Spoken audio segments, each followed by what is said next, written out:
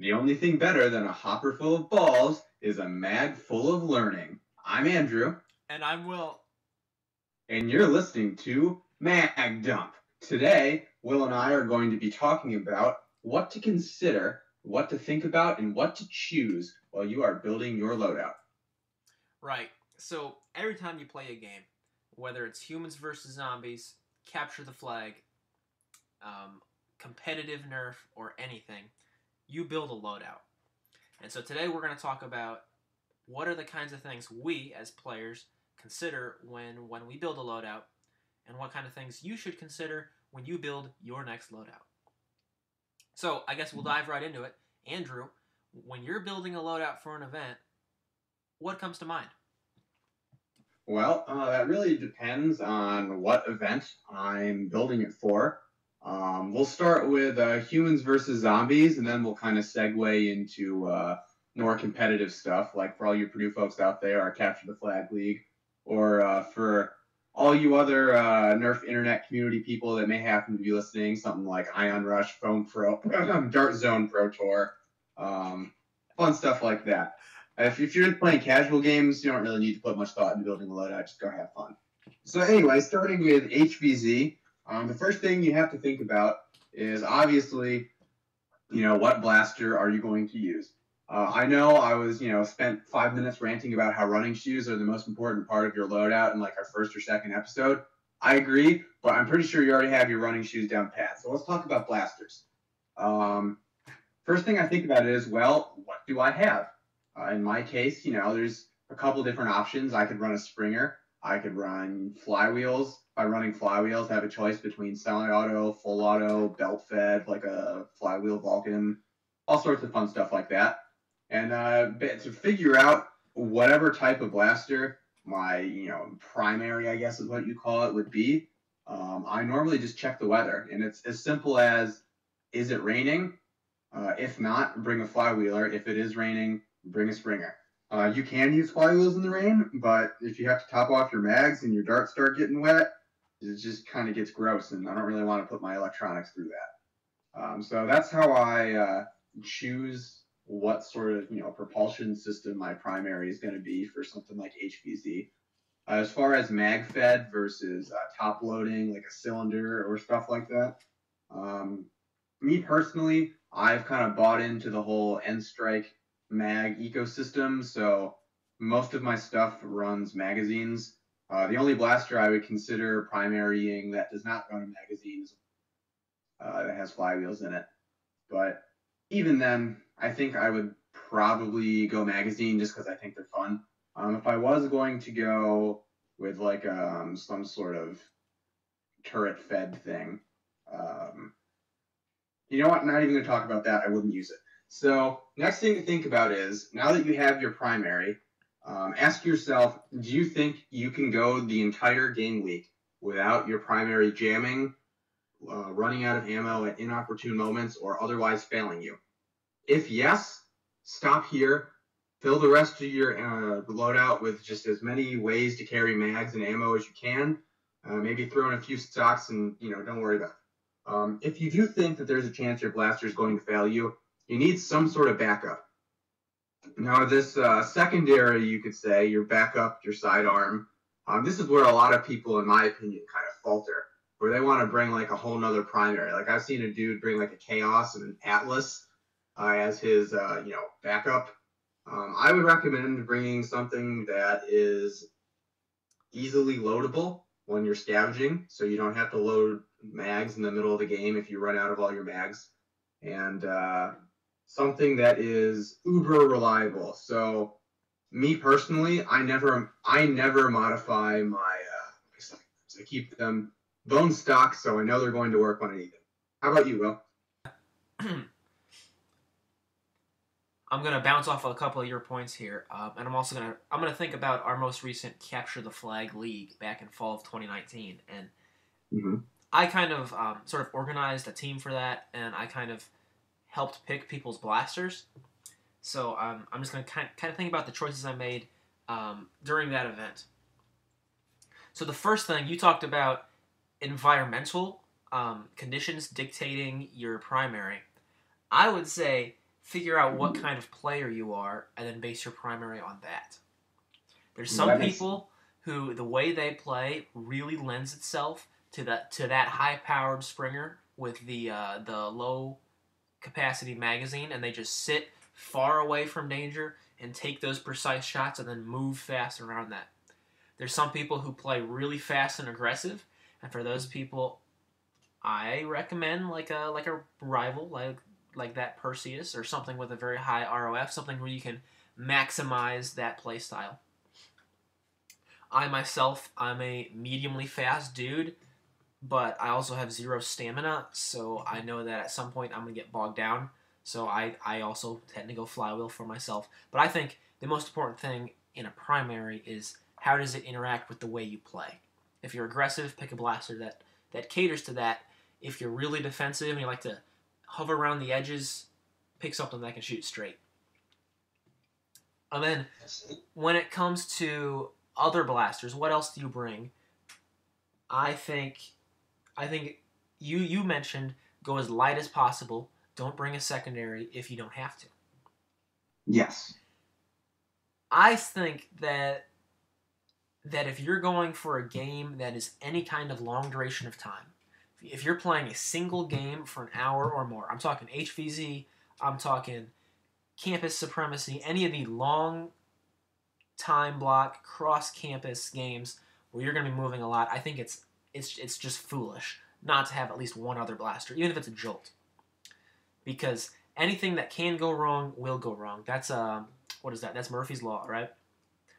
That makes sense. I think that it's the easiest thing in the world to throw that hammer shot in your back pocket and just forget about it. And I do agree with you that the second blaster you pick should be a spare tire to your primary. It shouldn't be something that, and this is totally my opinion, listeners. I know a lot of people really get a kick out of having different primaries they can switch between. For me, when I'm giving people advice, I think that the secondary blaster you bring should not be a primary. It should be something you use to get yourself to a place to fix your primary or to set it down and grab another. It is the same reason you have a spare tire in your car and it's much smaller and lighter than the regular tires. It's not a permanent solution, it's a bandage. Yeah, that's a really good way to think about that.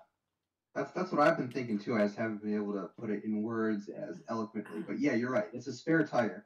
If you're relying on your secondary, you've done something wrong. Right. And I've personally I've experienced that. I've had a rapid strike crap out on me on Wednesday, and then I've got to draw that strong arm and get myself back to my backpack where I have another blaster. So I'm going to present a niche case for you to consider. All right. Now, listeners, take what I'm about to say with a grain of salt, because other than Boiler League of Tags, Capture the Flag games, I haven't really played in a super competitive, high velocity cap sort of game type, kind of like Ion Rush, purely because I haven't had the opportunity to. So again, take what I'm saying with a grain of salt. But in games with very limited ammo caps and very, very short round lengths where it's unlikely that your primary blaster is going to jam. Question 1 is, do you need a secondary if the round will only last at maximum 3 minutes before you get a break? And if you get tagged out, you're just done. And 2, if you do choose to use a secondary, what kind of secondary would it be? What do you think, Will? If your game is not an hour or more, and hour is sort of an arbitrary number I put on it. If your game is not a significantly long period of time or more, it's so much better just to have a reliable primary. And if it does break, you lose, a 10-minute game. So I would say that no. If you're playing a short-term, high-stakes, fast-paced, low ammo cap, super competitive game, I think that secondaries and sidearms are superfluous. Yeah. If I was to pick one, what would it be? That was your second question. And if I was to pick one, well, I'll tell you what I do. I got a Dart Zone Pro Mark II, and I keep that in my back pocket. And I just said that they're superfluous, but maybe I'm just a little bit superfluous myself. I just think it's fun. I just think it's fun. It's light and small and doesn't hinder me. Here's something I'm thinking about the Dart Zone Pro Mark II as far as like sidearms and that sort of high competitive environment goes, is assuming your primary is a high power Springer, be it, Talon, Quad, DZP, whatever. I think that the Dart Zone Pro Mark II offers nothing that your primary can't do better. So I really don't think it justifies its existence. And I'll follow that up with, I think if you are bringing a secondary for a very high competitive environment and you're using something like, a really high powered Springer, I think the one thing that your Springer cannot do is rate of fire. It can do range, it can do accuracy, and those are probably, two very important things in very highly competitive game types. But you can not do rate of fire. And I can't tell you how many times I've seen this just at Purdue's Capture the Flag League and at watching Iron Rush highlights on YouTube. There's someone, he's standing by a barricade, with his, his Dart Zone Pro or his Caliburn, and some dude sprints, beside him on the barricade, and he also has his Springer. He tries to tag him out with his one shot, misses point blank, and then he just loses because he has no cover, no ammo ready to go, and just gets destroyed.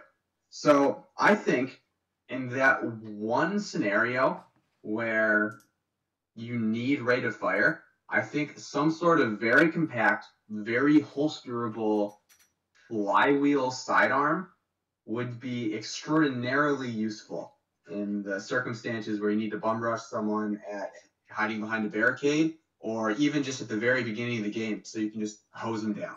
That makes sense. So you're talking blasters with complementary abilities. Yes.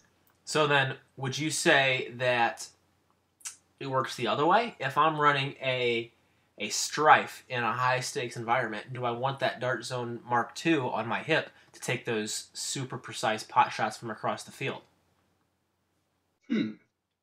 Well, that's an interesting one. I guess to answer that question, can you get a Strife up comfortably up to around 240, 250 and have it shoot as precisely as a Springer? I mean, if you can, I'm not saying it's not possible. It's definitely possible. If you can do that, I don't think that a Dart Zone Pro Mark II or something similar would entirely be necessary. Fair enough. Fair enough. I want to apologize to our listeners for this kind of devolving into our thoughts on the Dart Zone Pro Mark II. But that's about gonna kill it for us today. Thank you guys for listening to our thoughts on Loadout Choice. Hopefully we gave you at least something to chew on with our magazine of thoughts there. Join us next time as we discuss hyper rounds and, well, just unique ammo in general. Is it a good idea? Is it a bad idea? Is it something you should be looking out for? Is it something we're looking out for? Find out more on our next episode. Until then, I'm Will. I'm Andrew. And this has been Mag Dump. See you guys.